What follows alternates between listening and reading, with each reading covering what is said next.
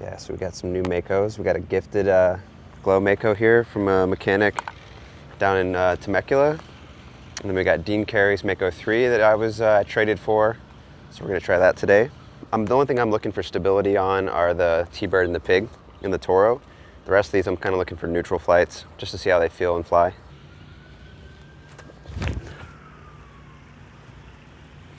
I expected a little bit more turn. This one I was told is kind of flips up easy. It's a little bit flatter. I could see it standing up. Now we got our stable discs, standard Champion Rock 3.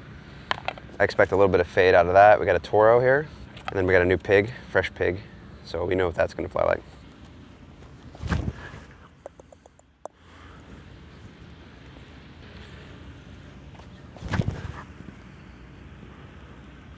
Nice, you can put a little Annie on that.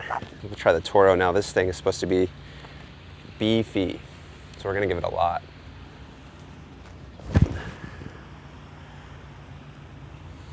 Got two new T-Birds here. This one was gifted to me, and then we have a pop top AJ T-Bird. This one hopefully is overstable.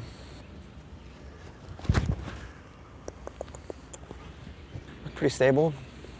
Try TeeBird3.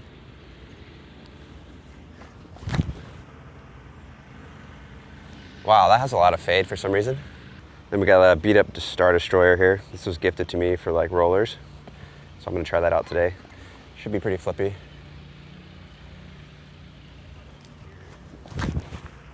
Yeah, really flippy. Have you ever done a well? Yeah, it's kind of stable. Watch. See that little flat like that? It's kind of like what they do. They just like sort of just fade. Today I have a KC Xero. The KC plastic makes it a little bit more neutral than the original plastic, which is good. And then I use the whale and a pig. So if I hang this one out, if I throw it directly at that tree, it should just slightly turn away from it to the right.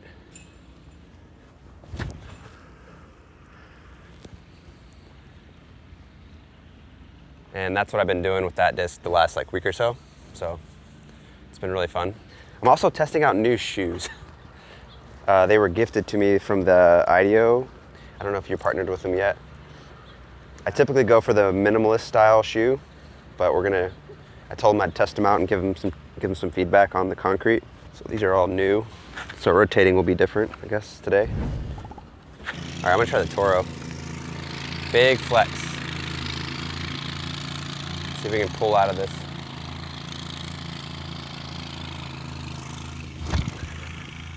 Yep, there she goes. Now I want to see what a pig looks like. Pretty similar. I feel like the pig, I feel like the Toro is faster. So it makes the flight longer. It's not quite as short as a brand new pig. Maybe that's because of speed. So I took the 40 through Flagstaff and played a little practice round on the way to California. Then I popped up right over there in Oceanside, California. Got to enjoy some 60-degree weather, some sunshine. That was really nice. Everyone else was stuck in the snow in Colorado. Played Goat Hill, just a little B/A tier. Now I'm taking the 101 or the 1 up to Santa Cruz. Gonna play Dela, the old school Dela, and the golf course. And then go a little bit further north, I guess, and play Stockton. I've never been there.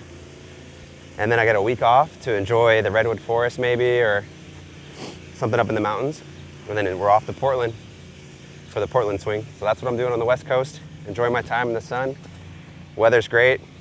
A lot of friendly faces I haven't seen in a while. A lot of fans that I haven't met. It's been really nice. After I kind of warm up a little bit, I do like a light warm up just physically.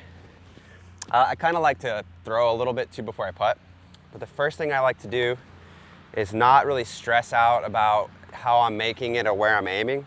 I sort of kind of loosely get into my stance, and I just kind of want to go through the motions and sort of over-exaggerate the follow through and just kind of open up. Actually, I'll go, I'm a little bit too open. I like to start off like really open, kind of open up everything. And then after, you know, and I don't go too far away, I just sort of make some follow throughs. And then I'll start to dial it in. So eventually, once I get loose, I'll start to kind of make sure my stance and aiming spots are down. And I'll do a few sets of that where I'm really trying to pick up the pace and stab it in. And then after we do that for a bit, then it's time to like start practicing wind putts, like the kind of putts you're gonna have. So if you're expecting to put yourself on the tailwind side a bunch, you just kind of gloss over and go, okay, what's the angle that's the best for the tailwind? You know, it's usually a little nose up turnover shot, you know, kind of don't want the wind to get under the disc. You don't want to get on top of it too much. You just make sure you're hitting that. Then you just go around the circle. Practice some crosswinds, some headwinds.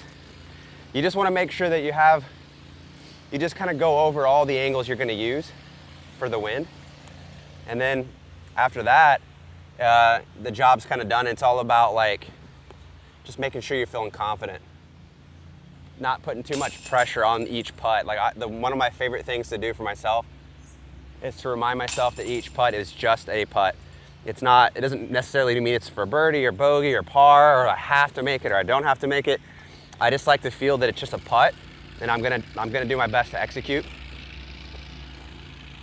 Do my routine and not try to overthink it. That's my favorite part about putting. So my favorite part about the putting routine is just to stand up and just look at the basket and just know that I chose to be here. I chose to come and play, and I just want to do it. Not really worried about the result. It's about the process for me. It's my favorite part because whether I make it or miss it or I chain out or I hit high, I can learn from it. And you know, I stepped up and took a swing. It makes me the happiest. Obviously, when they go in, it's really special, but it's not the main thing. It's about showing up for me.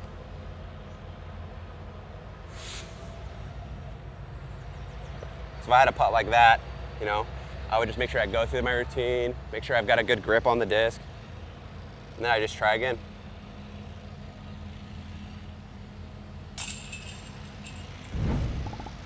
All right, so here we are, Martha.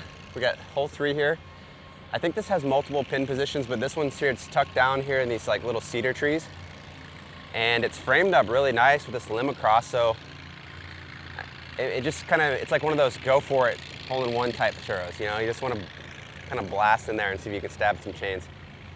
So I'm gonna pick some of my more straight discs and see if we can attack just above the rim really hard and catch a little bit of, just enough glide to put it in there. So we're gonna throw a few.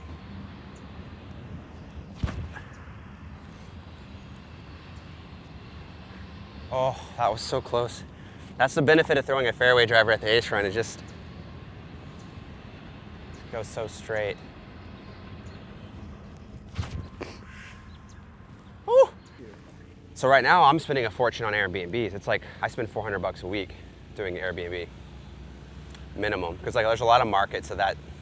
I mean, that's like I sometimes have to spend more than that. You go to a podunk tournament, you can spend like $250 a week, maybe. But I usually spend $400 a week for Airbnb, and it's just like being a touring player is like it costs like a small fortune kind of.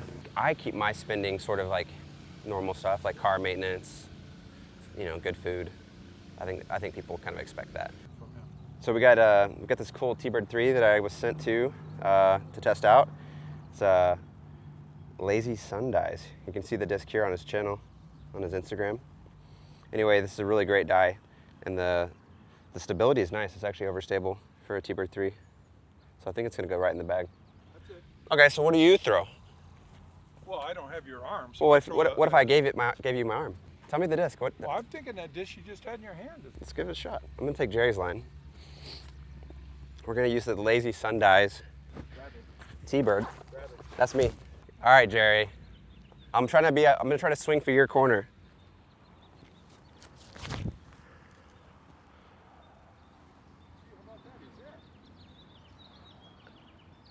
It looked like it was gonna be there, but then it carried too long, Jerry. Did it hit the tree? It caught the tree.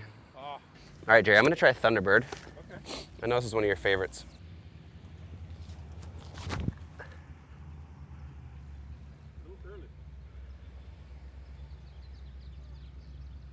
I think we're under the basket.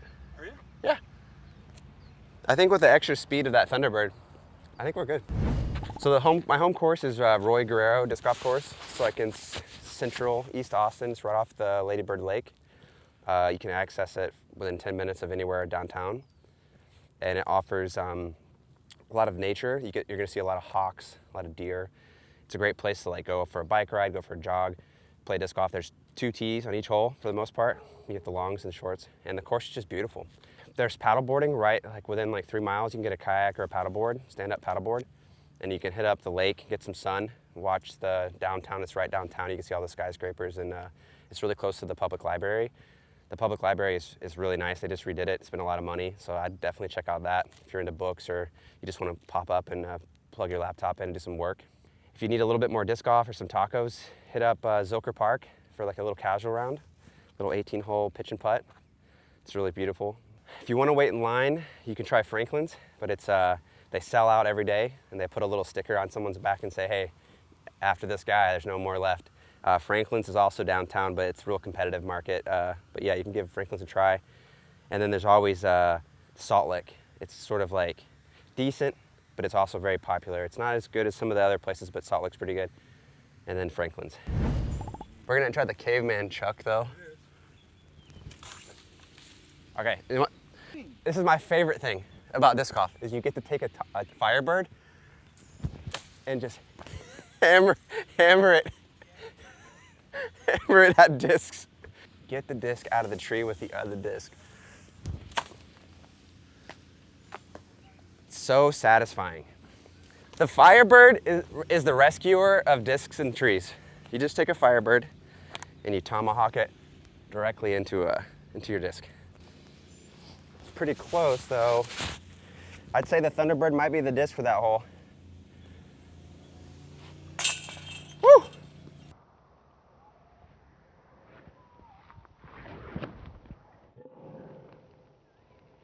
We got about a 400-foot drive, wide open. I'm gonna try the Halo Wraith, and I'm gonna give you guys, you beginners, like a little tip. Something that I run into when I'm out there playing on the tour, play with some casuals. One of the biggest things that limiting factors for distance is reaching back here across your chest too high. Because what ends up happening is you end up you don't get as much range in your back. So if you can get a little lower and have the disc a little bit lower, you can get your whole kind of back involved and get this back twist. But if you're right here and you're reaching straight across, like there's not much room to twist, but you can twist a lot more if you just bend over a little bit and get my back turned a lot. So that's one of the basic tips that you guys can do to open up your back, get more back muscles involved, get more of that core stretched out. It's all about like stretching the core and then rubber banding back with your hips.